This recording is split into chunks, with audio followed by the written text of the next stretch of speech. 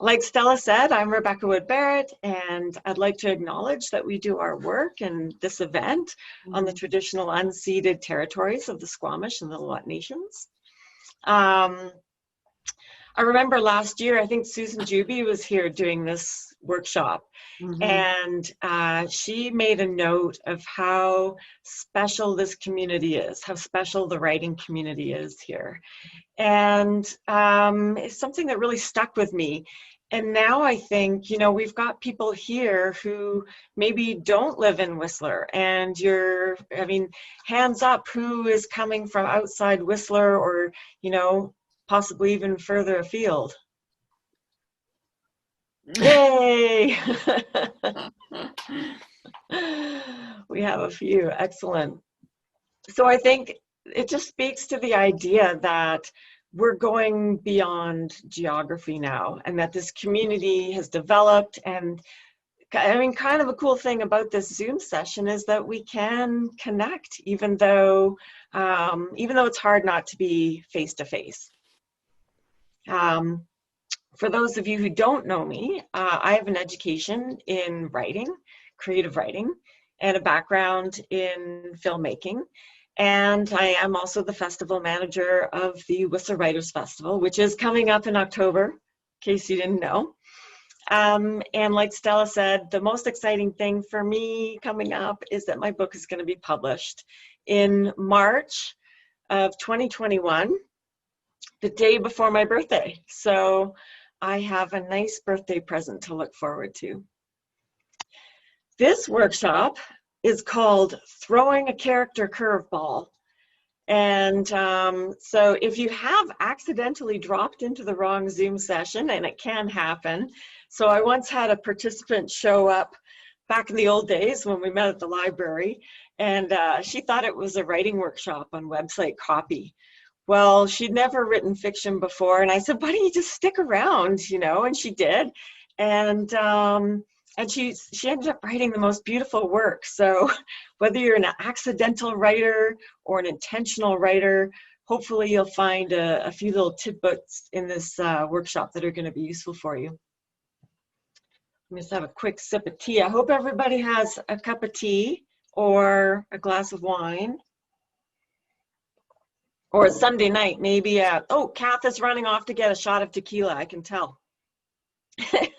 So this is going to be a workshop about some tips and tricks on how to move past your first ideas, which often can be a little bit more typical or cliche. And you know, I think as writers, we're always trying to maybe avoid some of the more mundane or things we've heard before that maybe we don't even know we've heard before. And how to really create some character surprises and hairpin turns that can satisfy and surprise. Now, if you're comfortable, I would like you to just, keep your cameras on, because then I can see you for the workshop. And you can mute yourselves, which is handy. And if you do need to run off to grab a tea or something, that's great.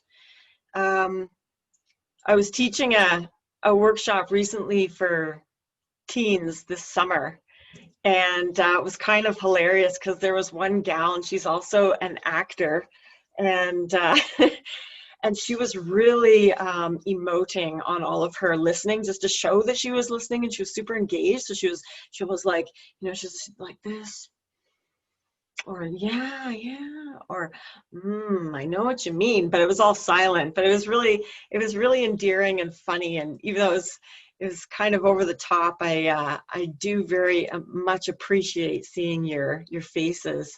And now I can see. Oh, hi, Yulia. Hi, is it Helene? And Karen. Hi, Karen. Hi, Catherine. Kate. Kath. Rosemary. Thanks for being here. So there's not a lot of us here, so I think I might leave the chat box on. Sometimes I find it a little distracting. Everybody's just yapping in the background, so usually I turn it off, but I think we'll just leave it on. And oh, and Allie is here. She's our host one. She's our tech, keeping everything in control. So if anybody gets out of hand, she might, mute you. So just watch out. And if you want to turn your camera off while we're doing the writing exercise, that's totally cool, because we all know the watched kettle will never boil. So no problem when we get to that section. I'll let you know when it happens. After that, I'll bring you back. We'll have some time for open discussion about the exercise, and you can ask any questions you might have. I think since we have a fairly small group, it'd be nice to, have a bit of chit chat. So let me just dive in. So really, as writers, our job is to hold the attention of the audience by telling stories in a, compelling and dramatic way. And we do this by creating characters that we can empathize with, right? We really want to be worrying about how they're going to resolve or survive the conflict that they're having to deal with. And we can all think of characters that are especially memorable, the ones that really stick with us over time. And I find it's usually because there's something really unique or unusual or surprising in some way. They have just flaws or attributes, positive attributes that kind of stand out, or maybe it's the mix of the two things together that we remember because they go together in kind of a, way that's different or creates a bit of conflict. If I think back over, the last couple decades, and I'm like, okay, who are the characters I really remember? And I'll get you to do this in a moment. Think about the ones you've read, and my memory is just getting worse and worse. So if I remember something from a couple decades ago, I'm like, okay, that character for some reason really stood out. And who are those characters and why? Why do they stand out? So, off the top of my head, I can think of Owen Meany. Did anybody read A Prayer for Owen Meany? So book by John Irving. Oh, my screen's going crazy here. There we go. Sorry. And so one thing about Owen Meany, he was really small of stature. He had this loud, high-pitched voice. And interestingly, in Irving's book, all of Owen's dialogue was in all caps, which is kind of funny now, hey, because now there's that thing of don't yell at me, right? So I think he was the first to do that back in the days, have this character who was always in all caps, and he was tiny, but he was also convinced he was the instrument of God. So that's a character that to this day I can just picture him, and even though I can't remember every detail of the book, he's a character that stands out. Another character that stands out for me is Hannah Luckraft in A.L. Kennedy's Paradise. And she's an alcoholic who seeks salvation in a bottle and in a new relationship that she has with another alcoholic. And the two of them just go down into this spiral of depravity.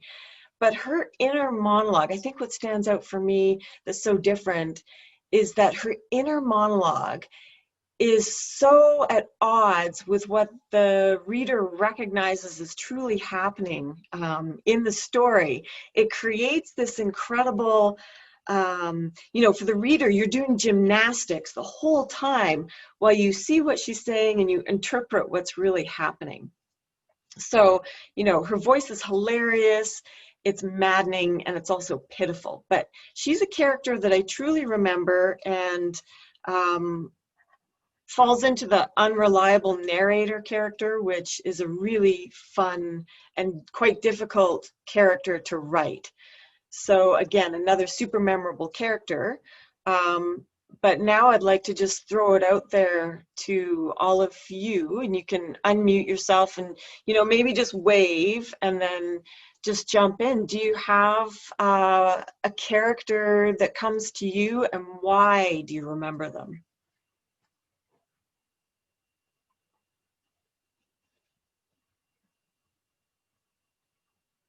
Anybody you can think of? Oh yes, Catherine. I'm thinking of Olive Kitteridge in Hmm. Elizabeth Strout's character, and she's so memorable because she's so flawed. She's so mean. She's so rude, but yet you can't stop reading her. What happens in the what are some of the events or some of the things that she does that are so mean and rude? Ah, she's extraordinarily cutting to her husband in a moment of um, kind of terror, when you'd think that they're being terrorized. You'd think that two people would kind of come together to sort of help each other out in that situation, and she's awful. And she tells him right off. So that's one that I remember. Yeah, and that really sort of feeds into the whole idea of surprise too, that characters can be really surprising, and yet it sounds like it's a plausible action that she would take. Mm-hmm. Is that if she is a mean and difficult character, it fits with who she is, even though it might be quite surprising to us. Catherine, didn't she steal from her, was it from her daughter-in-law? She stole something from her house, she hid it or she stole it. Like, she just did these unconscionable things that I had a hard time liking her. You don't really like her, but you still read her. Yeah. Actually, that's an interesting thing. Is she the protagonist of the book? Yeah. Okay. Is there, which is unusual if she's unlikable. So what do you think it is that makes you want to keep going ahead? Well, I think part of it was that it was just so shocking what she would actually do and get away with. I mean, people still put up with her. And I think some people actually liked her. So it was unbelievable. At the same time, you believed it because you're reading it and you're involved in the story. But her behavior was shocking, right? Great. Okay. So really, yeah, it just sounds like I haven't read it, but it sounds like she's just something you don't see. So that's why you want to, see more. Anybody else? Memorable character? Yeah, Kath. I'm not very good at recalling like the things I've read long ago. So I'm usually one or two books back that I can really bring out that character who I remember. And I read recently Dave Eggers' book called The Parade. Yeah, The Parade. And it was really good. There were the two main characters were polar opposites, and it was a really great, I can remember them both really clearly. One of them, militaristic, by the book, strict, no distractions. They're both on this paving crew. That's basically the whole thing. And one of them is like, this is what we have to do. And he was so, he was so regimented. And the other one was off meeting the locals, breaking all the rules, doing all these other things and having such a fun time. And they were stark contrasts to each other. But in the end, it was like, the other one's characteristics were what saved each.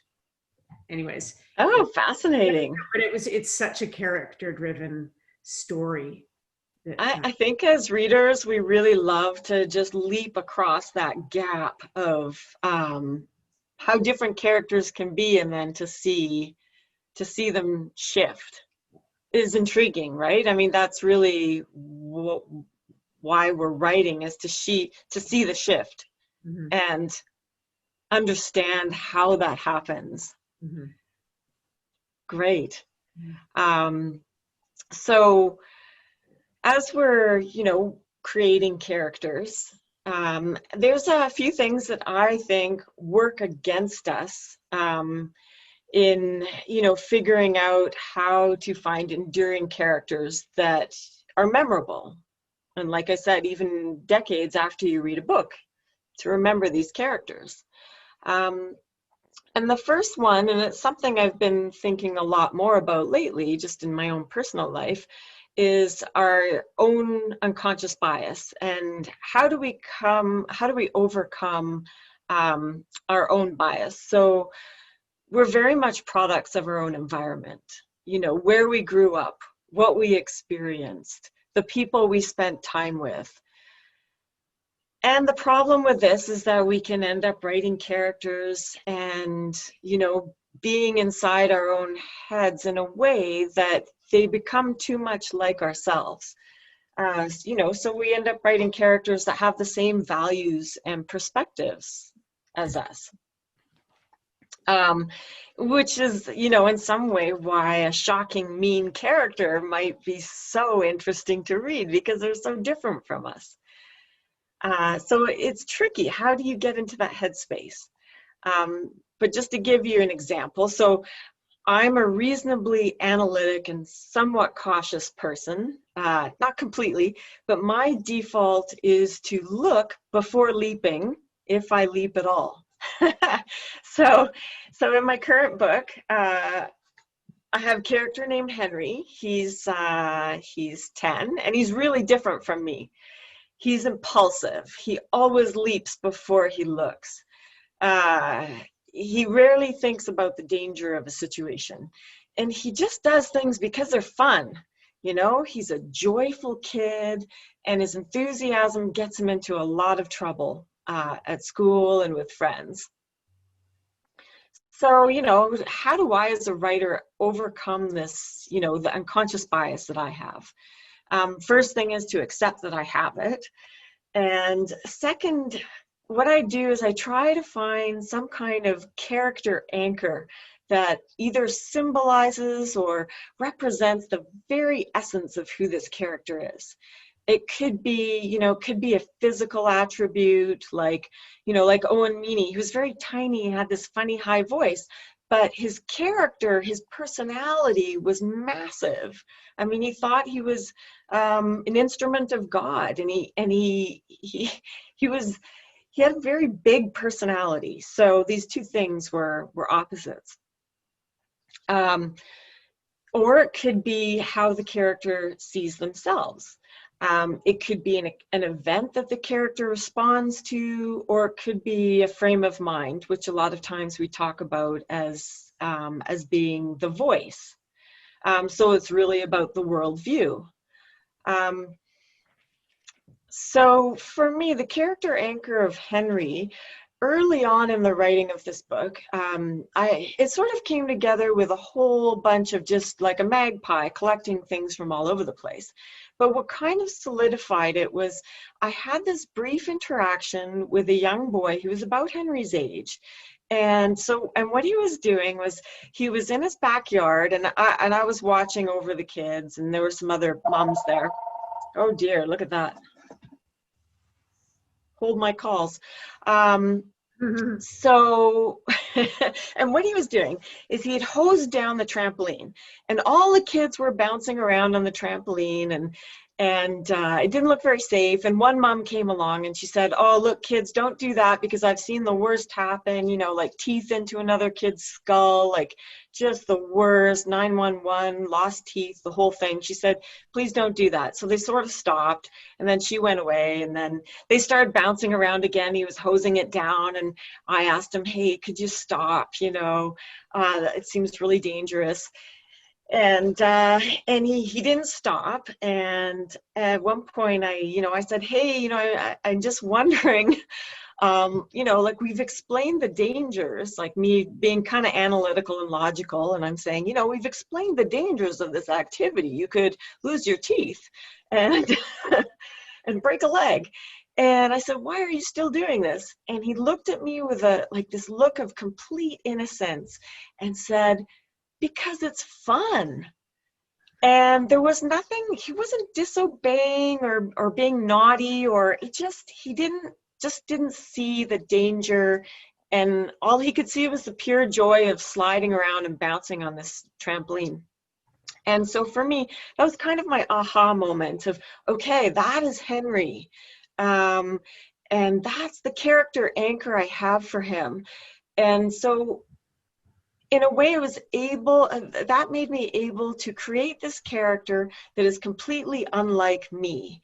Not that I don't like to have fun, but I will tend to see the dangers. Even I think even as a child, I could kind of perceive danger, probably because my dad is Mr. Safety, before I would undertake an activity. So I could always kind of come back to this, just this very quick, immediate moment in any scene that I was writing that would really just help me to go, oh yes, Henry, joy first, worrying about things later. So in the classroom, if he sees a snowflake, he's leaping on the desk and cheering. And that sort of thing in a classroom gets you into a lot of trouble. But he's not a mean kid, and he doesn't mean to be disruptive. But he has a lot of joy. So that was that's one way to really overcome your sort of unconscious bias and worldview that you have. Another trick that I use to get past my own limited experiences of the world and to create larger than life unique characters is I might look at other people in my life, and I know many of us as writers kind of do this, and really create a character connection to someone that I actually know. So, for example, I have a friend who has a great deal of anger stored up. He had a difficult childhood. His father abandoned him at age 3, and he had a distinct memory of sitting on the doorstep, his mom kicking his dad out on Christmas Day. He was 3, and his mom kicked his dad out because he'd been drinking. Well, my friend, he, as an adult, he grew up also to have substance abuse issues and a lot of contained anger. And so as a writer, and I'm not modeling a character on him per se, but I sometimes will think of him and ask myself, if my character was in the same situation or in a situation in the book that I'm creating, how would he respond? How would my friend respond in this situation?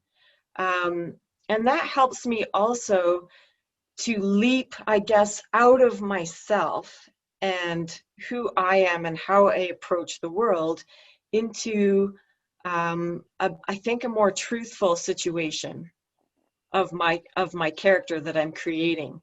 And then, I've got other friends who are, pure adventurers, and they will, they'll sign up to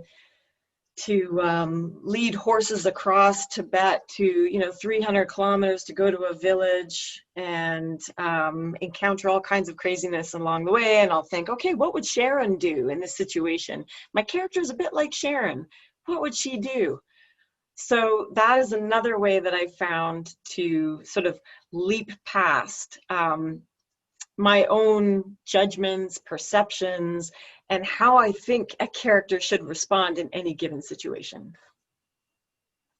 Does anybody have any questions or want to make any comment?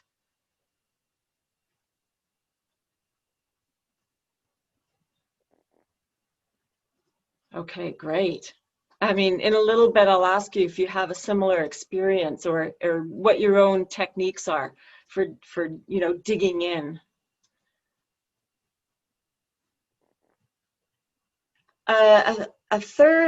Another possible way is to really purposely play against type, to try and find characters that are a little bit more unusual, less cookie cutter. Think about giving your characters flaws or positive attributes that are a little unexpected. Just to give an example, there's a character in my book who is the principal of Henry's school. And, we hear a lot about, as writers, You always want to ratchet up the conflict and the tension. You don't necessarily have to have an antagonistic antagonist to do that. You can have what I like to call an intimate antagonist who may have the characters really what they feel are their best interests at heart. However, they're not the same interests as the characters. So that's where that tension and conflict comes in. So instead of always trying to, create antagonism, you can play against type. So for example, the principal character in the school, and I certainly had a few run-ins with principals, which were never my fault. I just want to say that, throw that out there. I was always terrified of going to the principal's office, or even, I think I had a detention once. That was just the shame of my life. And so I think the stereotype for this type of character is to be, punitive, or possibly angry or irritated that you're there, or having to deal with one more problem. So I didn't want to do that, even though this principal's a minor character. So in the story, there's an event where Henry's sent to the principal's office, and he goes frequently to the principal's office. So for him, it's not really a big deal.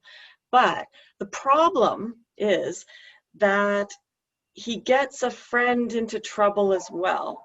And so Coco, his friend, and he doesn't have very many friends, so Coco matters a lot to him. She is also sent to the principal's office, and she's a straight A student and has never been to the principal's office before, and this is a really big deal for her. So in the book, and this happens much later and it's sort of near the end, but we discover that, one moment, all these phones. So what happens is that Coco goes to the principal's office, and we find out later that her punishment with the principal was that her principal, he asked her to name her favorite song, and then her punishment is to write an extra stanza of lyrics for the song, which she actually really enjoys doing. And then the principal tells her that her lyrics were better than the original, and he gets out his guitar, and they end up singing that extra part of the song. So playing against type and character and expectations, even if it's a little piece, can really throw us a little bit out of the ordinary and what we expect is going to happen next. And it really is, it's just the most delightful thing when we have that wonderful surprise. And also, if you're surprising yourself as a writer as you're going along, like, oh, I didn't expect my character to do that, then you're on to something good. If you surprise yourself, you can surprise your audience, your reader. One word of caution. Does anybody have any questions? Yes, Kath. Okay, so if you're talking about surprising yourself and surprising your characters and throwing sort of wrenches in situations, how do you know, do you ever go too far and think, yeah, you know what, that's too much? Well, I can speak to going off track for sure. I think going too far might happen if, for example, you haven't done the work to get there. So your character's actions do need to be plausible. So when you get there, you can have a huge surprise, but given all of the events leading up and all of the actions your character has taken and all of the conversations they've had, it should still be plausible that that character could have done that. So I think, yeah, you could jump off the cliff or jump off the deep end, or, you know, well, thinking of Thelma and Louise, right? There's, you know, you see this,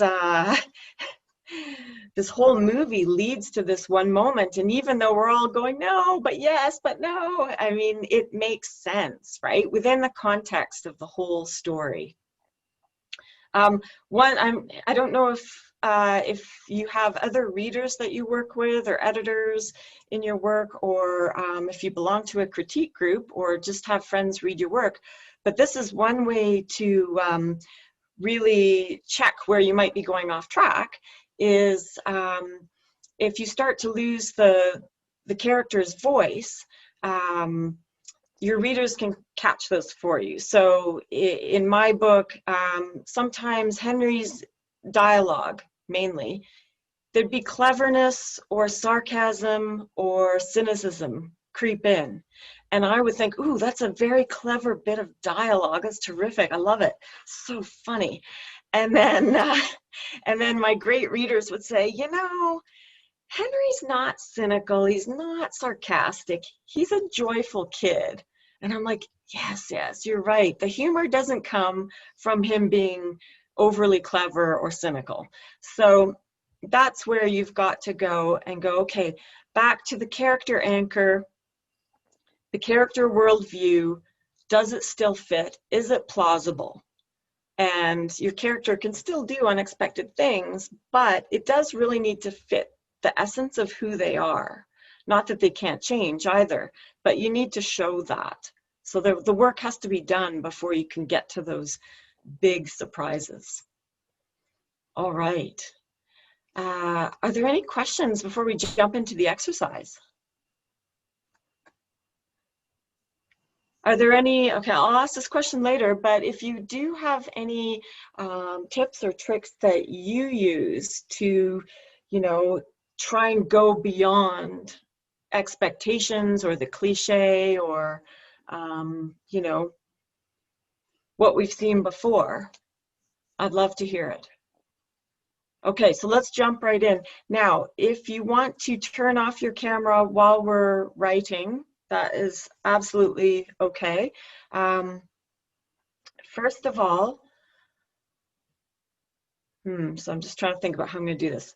Okay, we are going to, so this exercise is called Reversing Motives, and I do want to give a shout out to, it comes from this book. I don't know if it's backwards. It may be backwards. Okay, it's called Writing the Breakout Novel by Donald Mass. And it's kind of a workbook format. So, and it's very simply laid out, but he's got all these really great exercises that once you're going along with your manuscript or your short story or whatever it is you're working on, you can kind of dive into these things and just do the exercise, and it gets you pushing further than you would normally with your characters.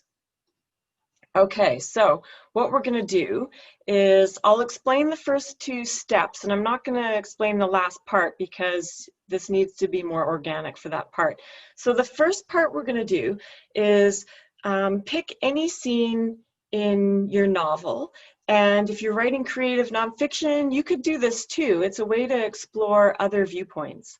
So I want you to pick a scene in your story, your novel, and that features your protagonist.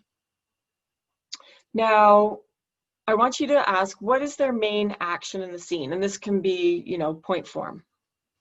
What is he or she trying to accomplish, obtain, or avoid? Okay, so that's just the first question. And then the next is going to be actually, no, let's just stick with that. Sorry, I'm flopping all over the place.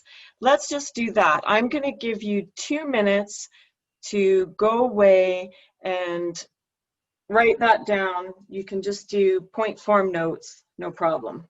Whatever you can remember from your scene, because I know memory is an ephemeral thing. Okay, so again, pick any scene in your novel, short story, creative nonfiction, whatever you're working on, that features your protagonist.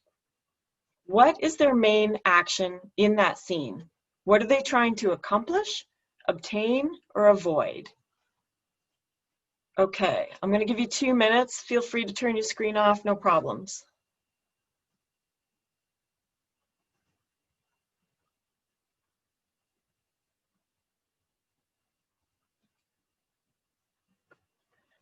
Okay, great.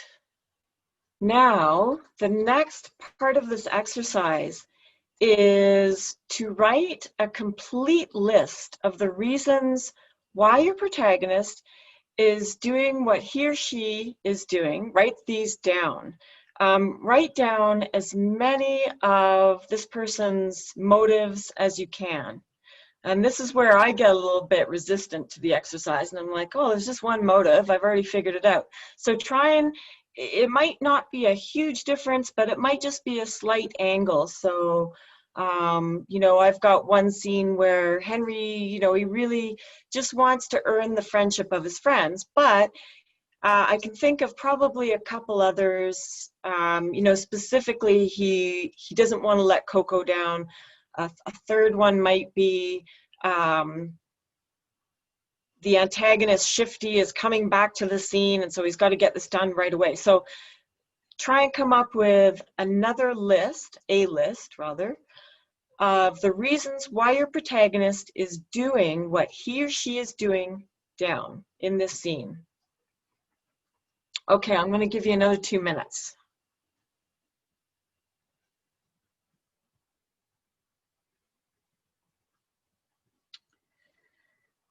Okay, hopefully you've got 2 to 4 different new motivations. Okay, now here's the thing. I want you to circle the last reason on your list, the last thing that you wrote down. Okay, and here's the exercise. Next, you're going to rewrite your opening of the scene or brainstorming of the scene, only this time, send your protagonist into action or avoidance, primarily for the reason you've circled. Okay, so hopefully it's a little different from your usual reason. It should be a bit of a twist. And I know for myself, when I have to change things, I'm always a little bit resistant at first, but just try to get past that. It's just an exercise. And so you are rewriting the opening of the scene. You can do this in point form if you want, if you're just, you know, throwing down ideas, that's cool. But this time, send your protagonist into action, conflict, avoidance, for the reason that you circled, the last one. And I'm going to give you 5 minutes to, well, let's say a little bit shorter. Let's say 4 minutes. We're just sketching out a scene, just coming up with ideas. How is this going to change your scene now? And then we'll circle back and just see how everybody's doing. All right, so 5 minutes and go for it. And if you have any questions, I'll just have a look at the chat. You could always throw a question in there if you need to.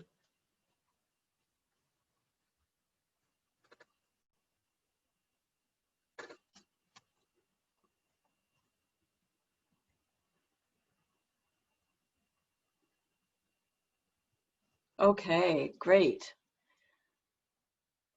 Just wrap up your last thoughts. Hopefully I didn't freak you out by voice coming out of nowhere. And if you don't mind coming back on video, that would be great. And you could come off mute too. We can all have a chat. Do you want me to unmute Beth? Yeah, sure. Unmute. You can. Yeah. Do you want to unmute people? No, no, I'll unpin you so that you can. Oh yes, unpin me. Yes. Pinned. No, this is a really useful exercise, I find. Even if you don't end up doing a complete character reversal, I find that it's a great way to add nuance to the scene. I've just realized writing this scene, I'm like, oh, this is going to add so much more tension with the character coming from a place of fear. And I'm going to use this. I'm going to go back and rewrite my scene, actually. And it's given me a bit more energy to go ahead and keep going with it. So tell me a bit about your what happened with you. Was it useful? Does anybody want to jump in and say if they found anything that was surprising, or you might use it? Can you hear me? Yeah, go ahead, Karen. Well, I decided to work on a scene that I haven't written yet. It's just like, it's, I know kind of what's going to happen, but I don't know. Anyway, so I went with that, and yeah, I thought it was really good. It was so interesting because I had to keep coming up with reasons and dig deeper and think harder of reasons. And then when I chose the last one, it's like, that's actually going to be the main reason. That's her real motivation, without going into the detail. But yeah, nice. Thank you. Okay, great. Yeah, I find I'm super resistant to changing things too. So for me to go, what, I have to circle the last one? That's it. Anybody else? What was your experience?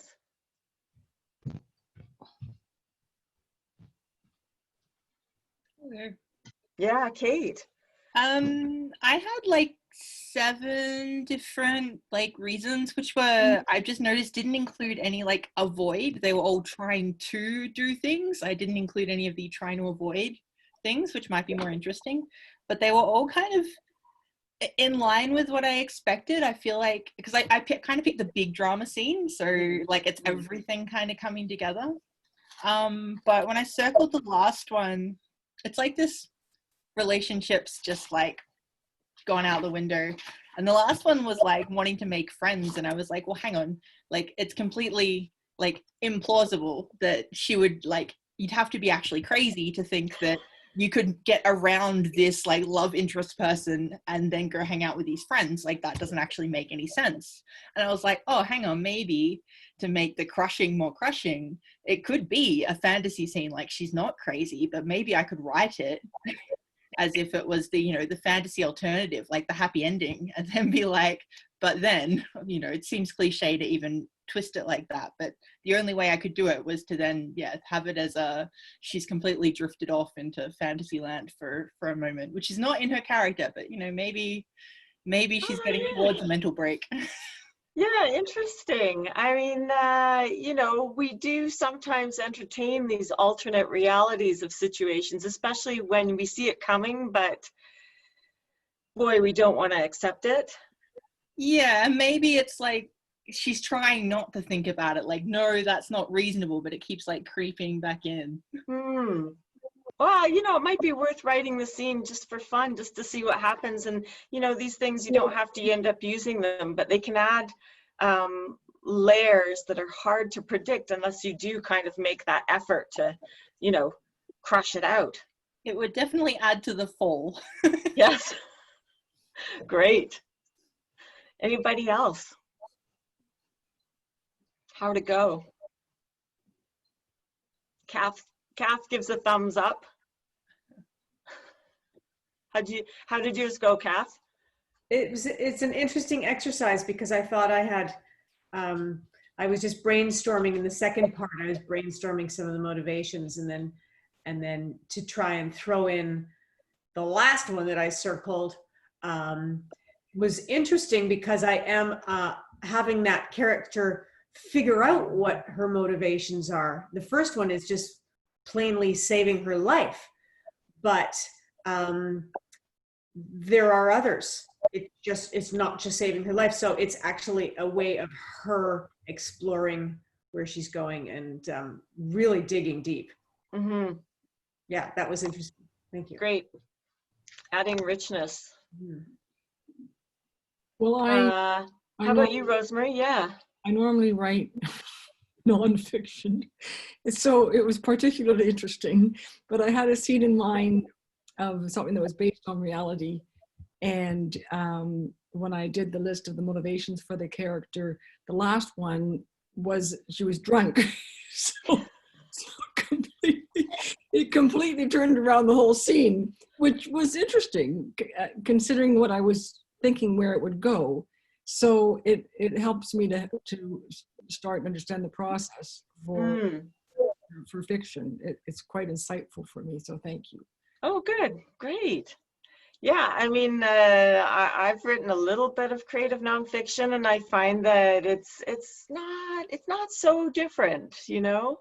A lot of the tools are similar, and you know, so. Well, I'm trained basically as a journalist, so it's quite an about face for me to make things up. But it's great. It's really fun. Thank you. Oh, good. Yeah, I mean, yes, it can be fun because you are making things up and no one will ever hold you to it. How about you, Catherine? Catherine Kohler.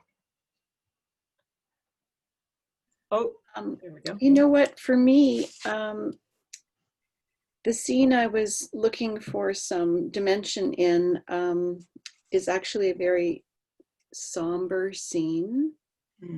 And what happened was a bunch of comedy dropped into it, which, you know, so it's kind of like awkward comedy, but it's going to be great, I think. So thank you. Yeah. Good. Yeah. I like awkward comedy. Yeah. Great. Awkward is usually good. Yulia, how did it go?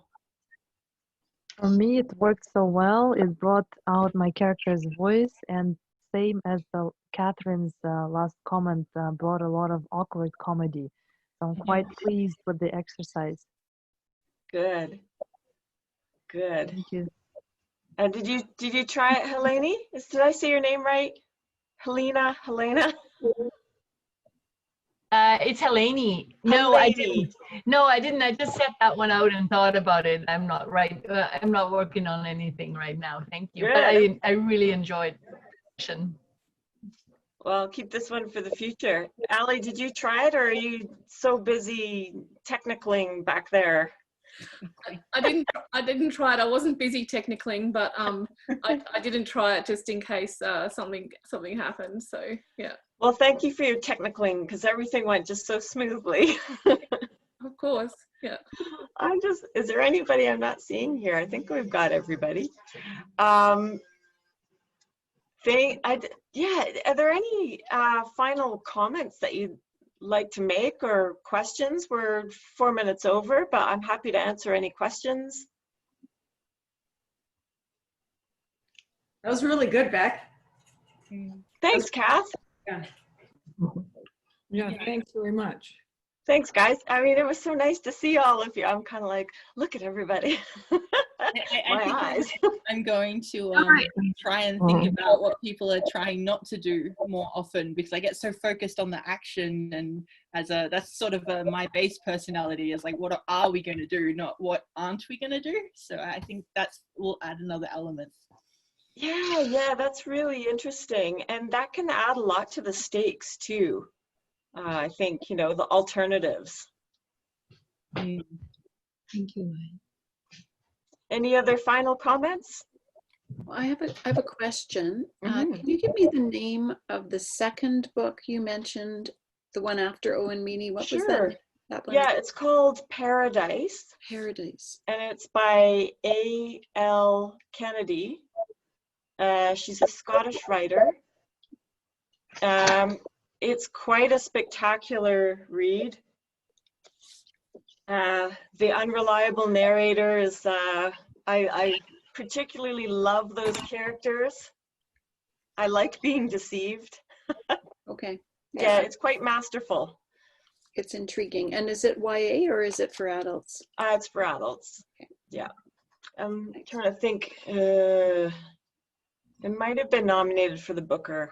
I'm trying to remember. Yeah, I think it was published in 2005.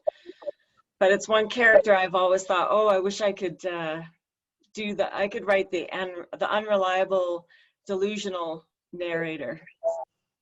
It's on my list to do. Yeah. Well, thank you, everyone. Any last questions? I was just going to say the unreliable delusional narrator is the one that lives in my head. Perfect. Yeah. And I don't have a question, but I just want to say thank you, Beck, because I will use that exercise at a later date. That was really cool.